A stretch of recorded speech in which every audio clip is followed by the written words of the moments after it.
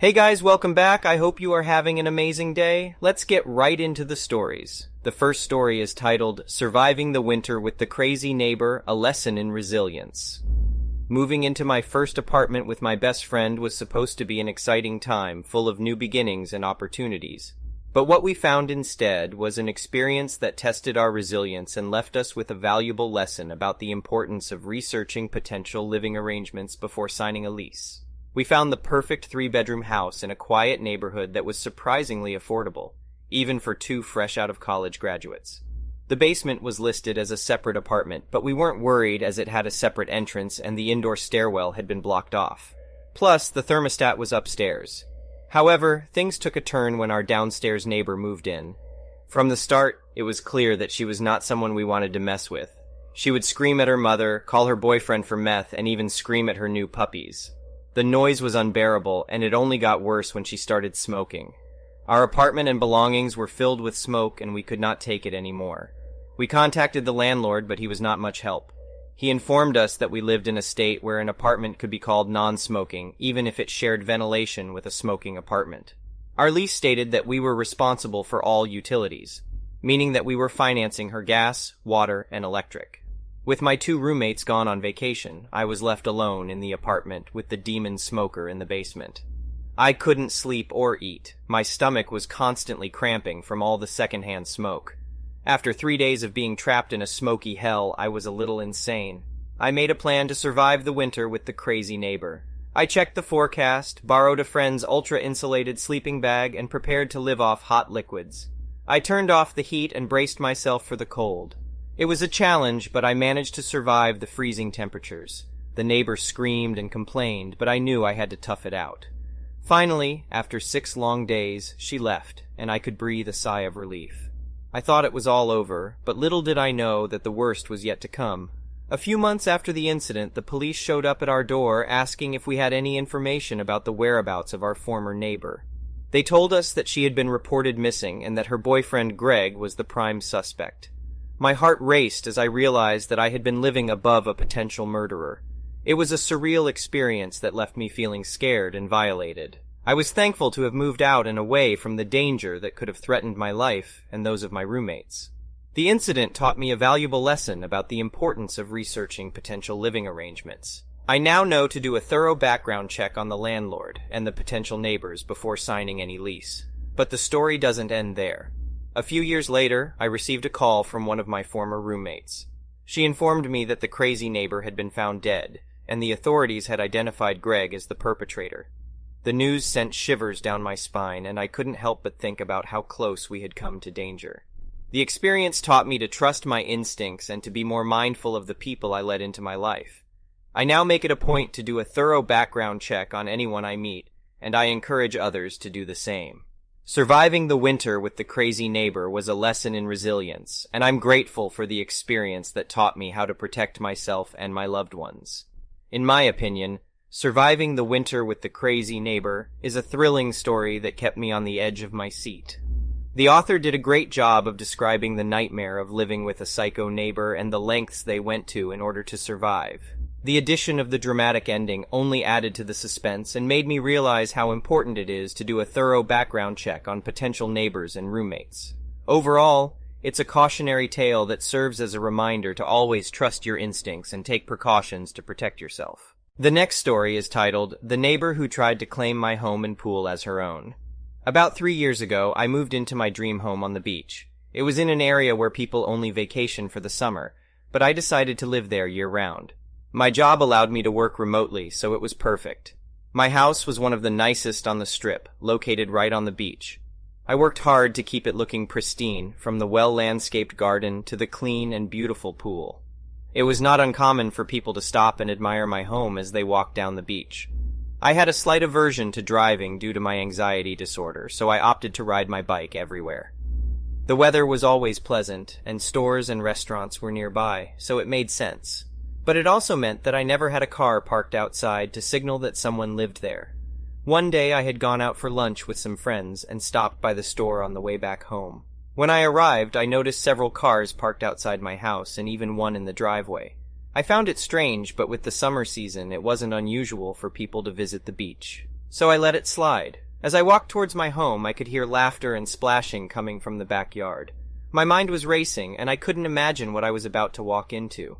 I came around the corner and saw 5 adults sitting at my patio table and 3 kids splashing and playing in my pool.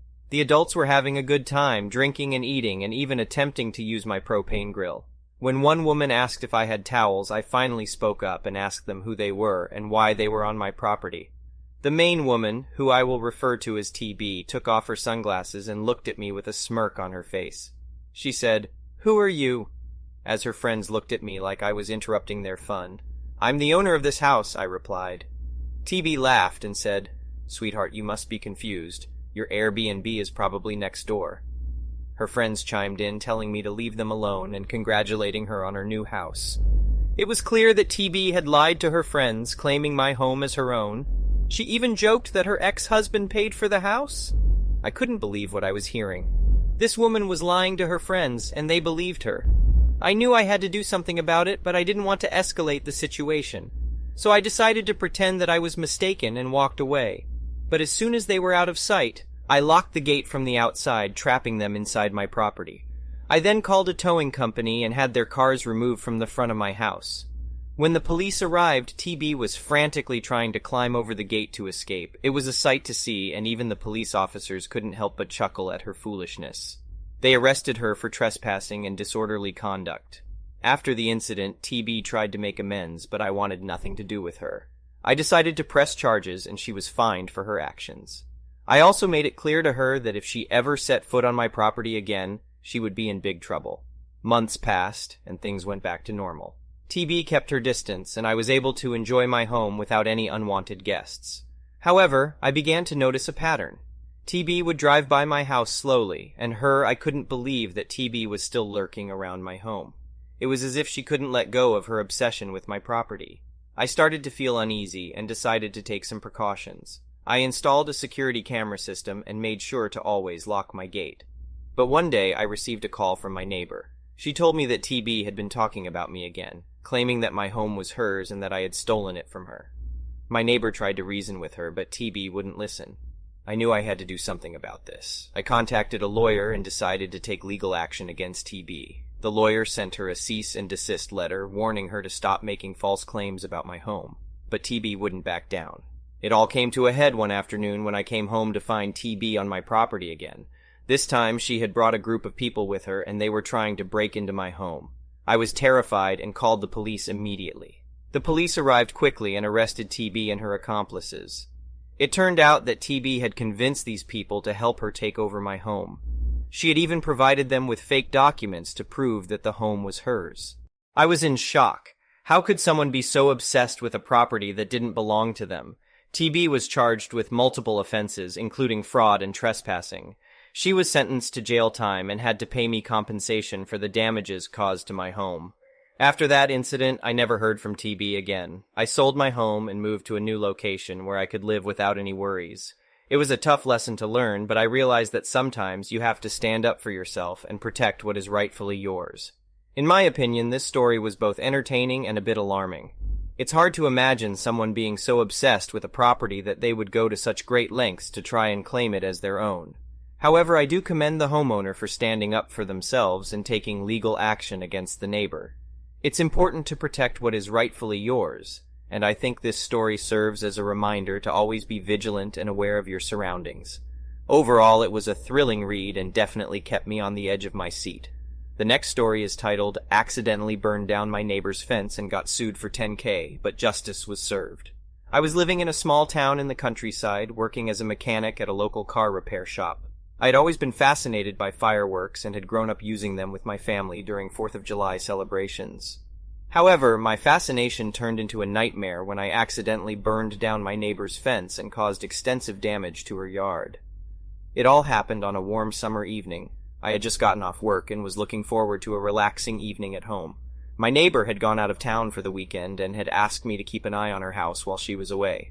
I decided to invite a few friends over for a small barbecue in her backyard. We had brought some fireworks with us to light up later in the evening. As the sun started to set, we lit up some sparklers and watched as they illuminated the sky. It was a beautiful sight. However, things quickly took a turn for the worse when one of my friends accidentally lit a bottle rocket that flew over the fence and landed in my neighbor's backyard. We heard a loud bang and saw the fire spreading rapidly. We quickly realized what had happened and tried to put out the fire with a garden hose. But it was no use. The fire was spreading too fast. I called the fire department and they arrived in a matter of minutes. They were able to put out the fire before it caused any further damage to neighboring houses. However, my neighbor's fence had been completely destroyed, and her yard was now a charred mess. I was devastated by what had happened and knew that I had to take responsibility for my actions. The next morning, I went over to my neighbor's house to apologize and see if there was anything I could do to help. She was understandably upset and demanded that I pay her $10,000 to cover the cost of the damages. I was taken aback by her demand and didn't know how to respond. I knew that I couldn't afford to pay her that much money and started to panic. I decided to seek legal advice and hired a lawyer who specialized in property damage cases. He advised me to get an estimate for the damage and to negotiate with my neighbor. I followed his advice and got an estimate from a reputable contractor. The estimate came out to be $3,500, which was still a lot of money, but a lot less than what my neighbor was asking for. I presented her with the estimate and offered to pay her that amount. She refused and threatened to take me to court. After a few weeks, I received a notice from the court that my neighbor had filed a lawsuit against me for $10,000. I was devastated and didn't know what to do. I went back to my lawyer, who assured me that we had a strong case. He advised me to gather any evidence that could help my case, such as photos of the damage, the estimate, and any communication with my neighbor. On the day of the court hearing, my neighbor was confident that she would win the case. She had brought her own lawyer and a pile of documents to support her claim. However, as soon as the judge saw the evidence that we had gathered, he was not impressed with her claim. He asked her why she was asking for such a high amount and whether she had any proof to support her claim. She stuttered and fumbled for words, but couldn't provide any convincing evidence. The judge then turned to me and asked me to present my case. I calmly presented my evidence and explained my side of the story. After hearing both sides, the judge took a few minutes to deliberate. When he returned, he made a dramatic announcement. "Ma'am, I'm sorry to say this, but you are out of line. The evidence presented by the defendant shows that he is only responsible for the cost of the fence, which is $1,200. And considering the fact that the plaintiff's yard was in poor condition even before the fire, there is no justification for the additional $8,800 that you are asking for." My neighbor was shocked by the verdict and started to argue with the judge. However, the judge was firm in his decision and ordered her to pay my legal fees. I felt relieved and grateful that justice had been served. I didn't want to ruin my relationship with my neighbor, but her actions had left a bitter taste in my mouth. I decided to keep my distance from her and move on with my life. Months went by, and I had almost forgotten about the incident. However, one day I received a call from my lawyer. He told me that my neighbor had filed another lawsuit against me for defamation. She claimed that I had spread false rumors about her on social media and had caused her emotional distress. I was shocked by her accusations and knew that they were baseless. I had never spoken ill of her to anyone, let alone on social media. My lawyer advised me to gather any evidence that could prove my innocence. I spent hours combing through my social media accounts and found nothing that could support her claims. I even reached out to my friends and family members to see if they had heard anything about me spreading rumors. They all denied having any knowledge of such rumors. The day of the court hearing arrived, and my neighbor was once again confident that she would win the case. She had brought her own lawyer and a stack of papers to support her claim.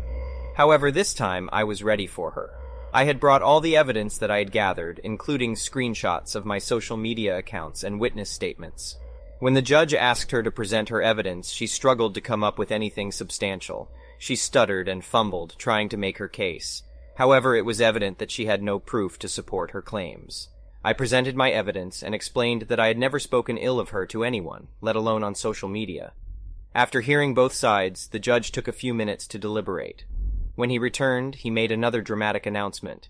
"Ma'am, I'm sorry to say this, but your claims are baseless. The evidence presented by the defendant shows that he has never spoken ill of you on social media or otherwise. You have wasted the court's time and resources by filing this frivolous lawsuit. I hereby order you to pay the defendant's legal fees and to refrain from filing any further lawsuits against him." My neighbor was once again shocked by the verdict and stormed out of the courtroom. I felt relieved and grateful that justice had been served once again. I realized that I had learned a valuable lesson from this incident. I had to be careful with the fireworks and take responsibility for my actions. I also learned that I had to stand up for myself and fight for what was right. In the end, my neighbor moved away from the town and I never saw her again. I learned that forgiveness is key to moving on, and that holding grudges only leads to more pain and suffering. I am grateful for the support of my friends and family during this difficult time and for the justice that was served. In my opinion, this story was a roller coaster ride of emotions. I couldn't believe the nerve of the neighbor trying to milk the defendant for such a large sum of money. It was satisfying to see the judge put her in her place and rule in favor of the defendant. The twist ending with the second lawsuit was unexpected, but it was great to see the defendant stand up for himself and prove his innocence. Overall, it was a well-written story that kept me engaged from beginning to end. The last story is titled, Revenge at the Wedding. My wedding day was supposed to be the happiest day of my life. I had finally found the woman I wanted to spend the rest of my life with, and I was ready to make that commitment. However, my younger brother Todd had other plans. Todd had always been the favorite child in our family. He was born with complications and had to stay in the ICU for a month, so my parents doted on him and gave him everything he wanted. As a result, he grew up thinking the world revolved around him. He always made himself the center of attention at family events and never cared about anyone else's feelings. When I proposed to my girlfriend Michelle, I wanted to elope, but she insisted that we have a small wedding and invite our families. I agreed, even though I knew that Todd might ruin the day. Sure enough, during Michelle's father-daughter dance, Todd proposed to his girlfriend Lucy. It was a selfish move that ruined the moment for Michelle and her father, and I knew I had to do something to get back at Todd. After the wedding, I talked to my best man Jim, and we came up with a plan. We hired a woman to pretend to be Todd's side piece. She cornered Todd and Lucy at a restaurant and claimed that she was pregnant with his baby. Todd denied it, but the woman had his phone number, and I had messed with his phone to incriminate him. Lucy threw the ring back at Todd and left in tears. I felt a sense of satisfaction knowing that I had gotten back at Todd, but I also felt guilty for what I had done. I had stooped to his level, and I wasn't proud of it. However, I couldn't bring myself to apologize to Todd, even though he was my brother. A few months after the wedding, Todd and Lucy broke up. It turned out that Todd had cheated on her with multiple women, and Lucy couldn't forgive him. Todd blamed me for their breakup and refused to speak to me or Michelle. My parents tried to mediate, but they were also upset with me for ruining Todd's proposal. I regretted what I had done, but I also knew that Todd had brought it upon himself. He had always put himself first and never cared about anyone else's feelings. I had finally stood up to him, and I had no regrets. Update. A few years later, I received a call from Todd's ex-girlfriend, Lucy. She had met someone new and was getting married. She wanted me to be her wedding planner. At first, I was hesitant to take the job, but Lucy assured me that Todd wouldn't be there, and it would be a fresh start for all of us. I agreed to be her wedding planner, and I worked hard to make her wedding day perfect. When the day finally arrived, everything went smoothly, and Lucy was happy. However, as I was packing up my things, I saw Todd walk into the venue. I froze. I didn't know what to do. Todd looked at me with anger in his eyes, and I knew that he was there to confront me. I tried to avoid him, but he cornered me and started yelling at me. He blamed me for ruining his life and causing him to lose Lucy. I tried to explain that it was his own fault, but he wouldn't listen. The argument escalated, and before I knew it, Todd had punched me in the face. I fell to the ground and he continued to kick me. It took several people to pull him off me, and by the time they did, I was bleeding and bruised. I filed a police report and pressed charges against Todd. He was arrested and charged with assault. It was a shock to our family, but at the same time it was a relief to know that he was finally facing the consequences of his actions. During the trial, Todd pleaded guilty and was sentenced to community service and anger management classes. He apologized to me and Lucy, but I couldn't bring myself to forgive him. Our relationship was forever strained, and I knew that it would never be the same again. After the trial, I received a call from my parents. They apologized for not seeing things from my perspective and for always favoring Todd. They realized that they had enabled his behavior and that it was time for him to take responsibility for his actions. It was a small victory, but it meant a lot to me. As for me and Michelle, we continued to live our lives and build a future together. We learned from our experiences and made sure to always communicate and work through our problems together. We had our ups and downs, but we never lost sight of what was important, our love for each other. Looking back on it now, I realized that revenge was not the answer. It only caused more pain and hurt for everyone involved. I regret what I did to Todd and Lucy, but I also know that it was a learning experience. I learned that sometimes it's better to let go of the past and focus on the present and the future. Life is too short to hold grudges and seek revenge. Instead, we should focus on forgiveness, understanding, and love. In my opinion, Revenge at the Wedding is a compelling story that shows how family dynamics and unresolved issues can lead to dramatic consequences. While seeking revenge may seem satisfying in the moment, it often only leads to more hurt and pain. I think it's important to communicate with our loved ones and work through our problems together, rather than resorting to drastic measures. Overall, the story is a good reminder to prioritize forgiveness, understanding, and love in our relationships. Thank you for watching. I would really appreciate it if you could like the video and subscribe to our channel if you haven't already. We'll see you again tomorrow.